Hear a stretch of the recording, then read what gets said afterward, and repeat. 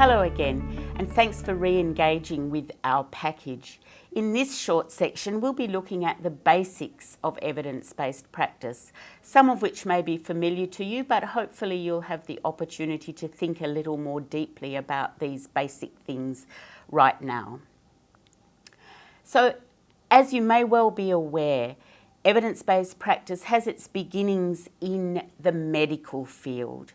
And if you look at the definition of evidence-based practice that came from Sackett et al. In the mid-1990s, you'll see very clearly the medical basis. This talks about the practice of evidence-based medicine. While we're not looking at evidence-based medicine, we're certainly keen on looking at the evidence base for our own profession. Evidence-based practice is not restricted to medicine, is not restricted to speech pathology. You'll see information about the evidence base and calls for reference to the evidence base all around you. It's interesting to pick up on some of the examples that you will see. Our profession took the Sackett notion of evidence-based medicine and turned it into something that suits better the type of work that we do as speech pathologists.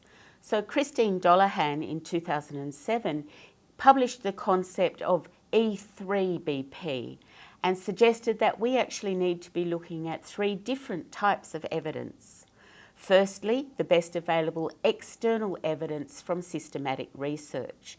This is the evidence that we find if we search the journals and read the research that's done in our field. Added to that, she suggested we need to look at the best evidence that's internal to clinical practice.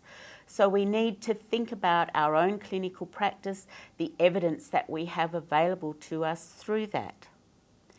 And the third element that she suggested was the best available evidence about the preferences of a fully informed patient or client, if you prefer to think of it in that way.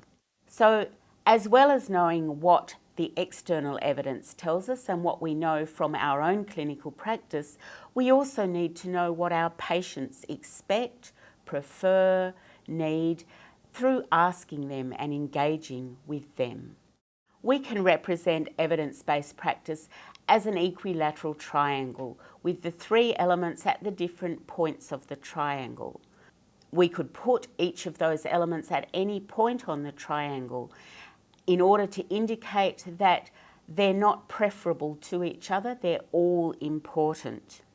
So we need to use all of this evidence in making clinical decisions. But working out what's possible in clinical practice is a challenging task. Dollahan reminds us that our preferences for what we already believe to be true makes us poor judges of what is actually true. Cami reminds us again that clinical decisions shouldn't be based only on research evidence. There is a tendency for many of us to think that evidence-based practice means only referring to the external research evidence, and that is not the case. We need to take into consideration client values, clinical expertise, internal client-based evidence, as Cami said, and also the constraints of the clinical setting. We can't underestimate the constraints under which we work in our employment. Sometimes this makes it difficult to implement the evidence that we know is correct. And so as a profession, we need to be advocating for good use of the evidence within the constraints that we have placed upon us. So why do we need to use evidence-based practice? Why is it important? Various reasons are given in the literature and on discussion with speech pathologists. You'll see some of these on the slides. So things like supporting clinical decision making. I think that's probably the most important reason for using it. There are also reasons such as it being mandated by funding bodies. Many funding bodies will say we must use the evidence. Our clients may well be asking us, what's the evidence? We have an informed clientele these days, and Professor Google tells them a lot of stuff. So we need to be confident that we're able to tell them the real evidence, that we know what the actual scientific evidence is, rather than being driven by what's found on the internet, which may or may not be valid. Irwin, Panbacker and Lass made a statement that I found a little bit frightening, and that was a suggestion that too many of us continue to make clinical decisions in the absence of evidence and on the basis of opinion, testimony and/or advertisements. The thought of decision by advertisement is, quite frankly, frightening. So I'd like to finish this section by sending you to a website that you might find interesting, quackwatch.com. This website collects information about various what we might call insecure science and exposes it as such.